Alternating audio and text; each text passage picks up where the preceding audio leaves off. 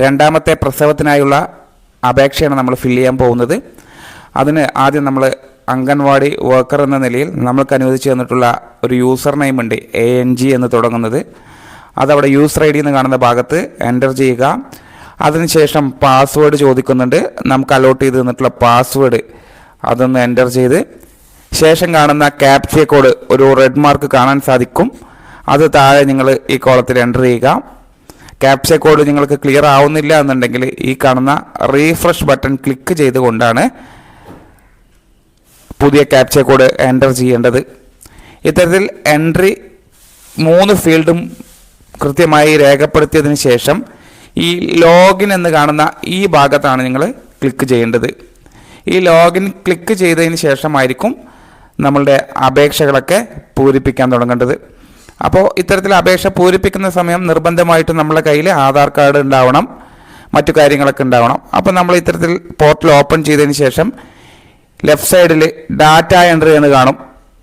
ആ data entry കാണുന്ന ആ ആരോ മാർക്ക് ക്ലിക്ക് ചെയ്ത് കഴിഞ്ഞാൽ അവിടെ ബെനിഫിഷ്യറി രജിസ്ട്രേഷൻ എന്നുള്ള ഒരു ടാബ് കാണാം.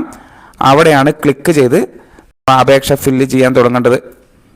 അപ്പോൾ അതിന് ആ ഭാഗം നമ്മളൊന്ന് ജസ്റ്റ് ബെനിഫിഷ്യറി രജിസ്ട്രേഷൻ എന്നുള്ള ഭാഗം ഒന്ന് ക്ലിക്ക് ചെയ്യുക. അപ്പോൾ നമുക്ക് ഇത്തരത്തിലൊരു രജിസ്ട്രേഷൻ ഫോം ഓപ്പൺ ആയിട്ട് വരും. അവിടെ മുകളിൽ ടീച്ചറുടെ പേര് കാണാൻ സാധിക്കും. അംഗൻവാടിയെ ബേസ് ചെയ്തുകൊണ്ടാണല്ലോ ഇത്, അപ്പോൾ ടീച്ചറുടെ പേര് കാണാം. അപ്പോൾ ഈ ഭാഗത്തെ പേഴ്സണൽ പ്രൊഫൈൽ നമ്മൾ ആദ്യം ഈ ഗുണഭോക്താവ് ഏതെങ്കിലും തരത്തിൽ ഗവൺമെൻറ് എംപ്ലോയി ആണോ എന്നുള്ളതാണ്. അത് ഡിഫോൾട്ടായിട്ട് തന്നെ നോ എന്ന് കാണുന്നുണ്ട്. നമ്മൾ അപേക്ഷ കൊടുക്കുന്നത് applying four second girl child ആണ്. അപ്പോൾ നമ്മളവിടെ സെക്കൻഡ് ഗേൾ ചൈൽഡ് എന്ന് ക്ലിക്ക് ചെയ്തു. അതിനുശേഷം നമുക്ക് നമ്പർ ഓഫ് ലിവിങ് ചിൽഡ്രൻ ചോദിക്കുന്നുണ്ട്. എത്ര കുട്ടികളാണ് ഇപ്പോൾ ജീവിച്ചിരിപ്പുള്ളത് എന്നുള്ളതാണ്. സെക്കൻഡ് ഗേൾ ചൈൽഡ് ആണല്ലോ, അപ്പോൾ ഉറപ്പായിട്ടും അവിടെ 2 കുട്ടികളുണ്ടാവും. കുട്ടിയുടെ ജനനത്തിന് ശേഷമാണ് നമ്മൾ ഈ അപേക്ഷ ഫില്ല് ചെയ്യുന്നത്. അതുകൊണ്ട് തന്നെ ഓൾറെഡി 1 കുട്ടിയോ അല്ലെങ്കിൽ ആദ്യത്തിൽ 2 കുട്ടിയോ, ടിൻസ് ആണെങ്കിൽ 2 എന്നുണ്ടാവും, അല്ലെങ്കിൽ 3 വരെയുള്ള ഓപ്ഷൻ തിരഞ്ഞെടുക്കാൻ നമുക്ക് ഇതിൽ കഴിയും. അപ്പോൾ നമ്മളിവിടെ സെക്കൻഡ് ഗേൾ ചൈൽഡ് എന്ന് ഓപ്റ്റ് ചെയ്തതിന് ശേഷം number of living children click ചെയ്ത് കഴിഞ്ഞാൽ അവിടെ നിന്ന് നമ്മളിപ്പോൾ 2 എന്നുള്ളതാണ് അവിടെ സെലക്ട് ചെയ്തെടുക്കുന്നത്. അതിനുശേഷം താഴെ കാണുന്ന ആ ഒരു സ്ക്വയർ ടൈപ്പ് ടിക്ക് മാർക്ക് കൊടുക്കണം. അതിനുശേഷം നെയിം ചോദിക്കുന്നുണ്ട്.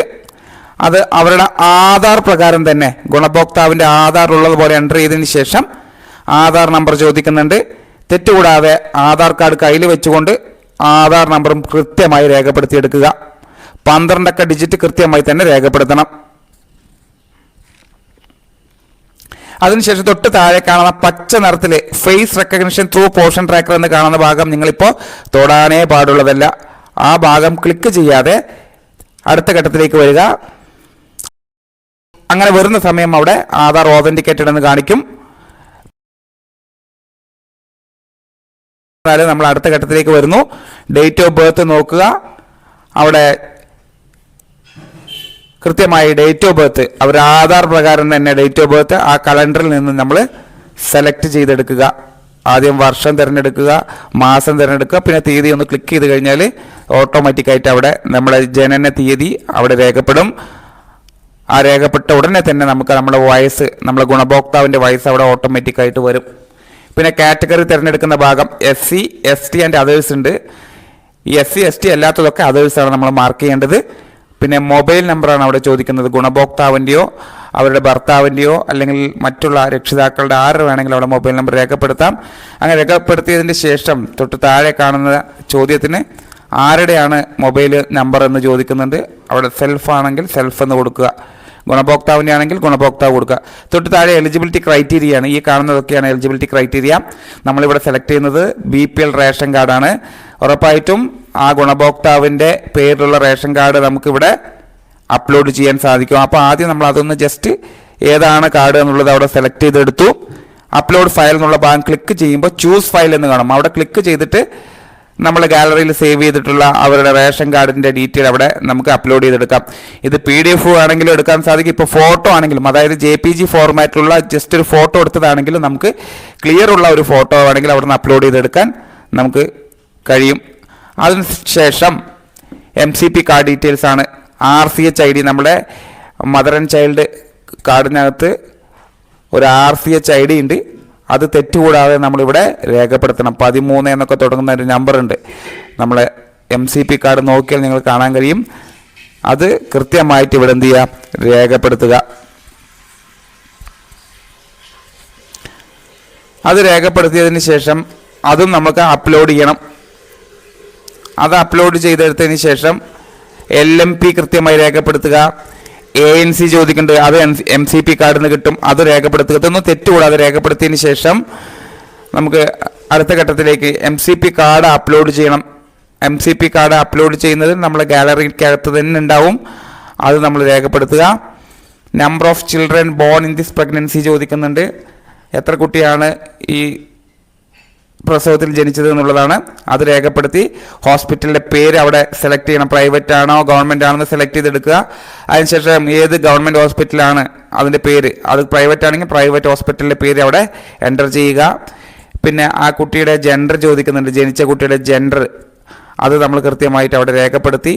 JSYയിൽ ഏതെങ്കിലും ബെനിഫിറ്റ് ഉണ്ടോ ഇല്ല എന്നുള്ളത് രേഖപ്പെടുത്തി.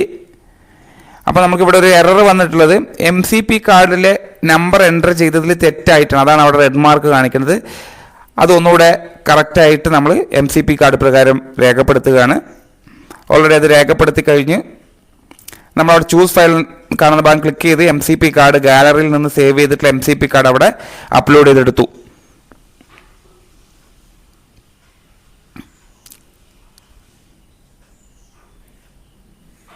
അങ്ങനെ എന്തെങ്കിലും തെറ്റായിട്ട് വന്നിട്ടുണ്ടെങ്കിൽ അവിടെ റെഡ് മാർക്കാണ് അവിടെ കാണിക്കുക. ഇപ്പോൾ ഒന്നുമില്ല, റെഡ് മാർക്കൊക്കെ പോയി. ഇനി അടുത്തത് നമ്മളിപ്പോൾ വാക്സിനേഷൻ വരെ നമ്മൾ രേഖപ്പെടുത്തി കഴിഞ്ഞു. വാക്സിനേഷൻ ഡീറ്റെയിൽസ് ഒക്കെ MCP കാർഡിൽ രേഖപ്പെടുത്തിയിട്ടുണ്ടോ എന്നുള്ള ചോദ്യമുണ്ട്. അപ്പോൾ ഉണ്ട്, യെസ് എന്ന് കാണിച്ചു കഴിഞ്ഞാൽ വാക്സിനേഷൻ അറ്റ് ബർത്ത് ചോദിക്കുന്നുണ്ട്. അവിടെ ക്ലിക്ക് ചെയ്തുകൊണ്ട് ടിക്ക് മാർക്ക് വരും. അതിനുശേഷം ഡേറ്റ് നമ്മൾ തിരഞ്ഞെടുക്കുക. അതിനുശേഷം 6ാമത്തെ ആഴ്ചയിലുള്ള വാക്സിനേഷൻ ടിക്ക് മാർക്ക് കൊടുക്കുക. കലണ്ടറിൽ നിന്നും ആ ഡേറ്റ് സെലക്ട് ചെയ്തെടുക്കുക. 10ാമത്തെ ആഴ്ചയിലെ വാക്സിനേഷൻ ചോദിക്കുന്നുണ്ട്. ടിക്ക് മാർക്ക് കൊടുത്ത് കലണ്ടർ ബട്ടണിൽ നിന്ന് കൃത്യമായിട്ടുള്ള തീയതി തിരഞ്ഞെടുക്കുക. വാക്സിനേഷൻ ഓൺ 14th വീക്ക് ചോദിക്കുന്നുണ്ട്. അത് ഇത് പ്രകാരം കലണ്ടറിൽ നിന്ന് കൃത്യമായിട്ടുള്ള ഡേറ്റ് തിരഞ്ഞെടുത്ത് മുന്നോട്ട് വരിക. അപ്പോൾ 1, 2, 3, 4 വാക്സിനേഷൻ വിവരങ്ങൾ നമ്മൾ രേഖപ്പെടുത്തി കഴിഞ്ഞു. ഇത് വളരെ പ്രധാനമാണ്. നിർബന്ധമായിട്ടും നമ്മൾ ഈ കാര്യങ്ങളൊക്കെ രേഖപ്പെടുത്തണം. ഇതുമായി ബന്ധപ്പെട്ട ഒരു ഡീറ്റെയിൽസ് നമുക്ക് ഇപ്പോൾ തൽക്കാലം ഇതിനകത്ത് അപ്ലോഡ് ചെയ്യേണ്ടതില്ല. പ്രസൻറ്റ് അഡ്രസ്സ് ചോദിക്കുന്നുണ്ട്. റൂറലാണോ അർബൻ ആണോ അത് ഓൾറെഡി വരും. അഡ്രസ്സ് ചോദിക്കുന്നുണ്ട്, അത് അഡ്രസ്സ് കൃത്യമായി കൊടുക്കുക. വില്ലേജ് അത് കൃത്യമായി ഇതിൽ നിന്ന് നമുക്ക് സെലക്ട് ചെയ്തെടുക്കാനാണ്, സെലക്ട് ചെയ്തെടുക്കുക. പിൻകോഡ് നമ്മൾ എൻ്റർ ചെയ്യണം. ഇത്രയെല്ലാം ചെയ്തതിന് ശേഷമാണ് മുകളിൽ വന്ന് ഈ ഭാഗത്ത് നമുക്ക് FRS എന്ന് കാണുന്ന ഈ ഭാഗത്തിലോട്ടാണ് ഇനി നമ്മൾ ശ്രദ്ധിക്കേണ്ടത്. ആ ഭാഗത്ത് നമ്മൾ ക്ലിക്ക് ചെയ്യുക. ആ പച്ച നിറ FRS ക്ലിക്ക് ചെയ്യുമ്പോൾ ഇതുവരെ ഒരു മെസ്സേജ് വന്നു കഴിഞ്ഞാൽ ഓക്കെ കൊടുക്കണം. അതിനിടയ്ക്കൊന്നും നിങ്ങൾ FRS ക്ലിക്ക് ചെയ്യരുത്. എല്ലാം പൂർത്തിയാക്കി സബ്മിറ്റ് ബട്ടന് മുന്നേ മാത്രമാണ് നമ്മൾ FRS എന്നുള്ള ഈ ഭാഗം ക്ലിക്ക് ചെയ്യേണ്ടത്. ഇത്തരത്തിലൊരു മെസ്സേജ് വന്നാലും കുഴപ്പമില്ല. അവിടെ ഓക്കെ എന്നുള്ളത് ക്ലിക്ക് ചെയ്ത് ഏറ്റവും താഴെ ഭാഗത്തേക്ക് വരിക.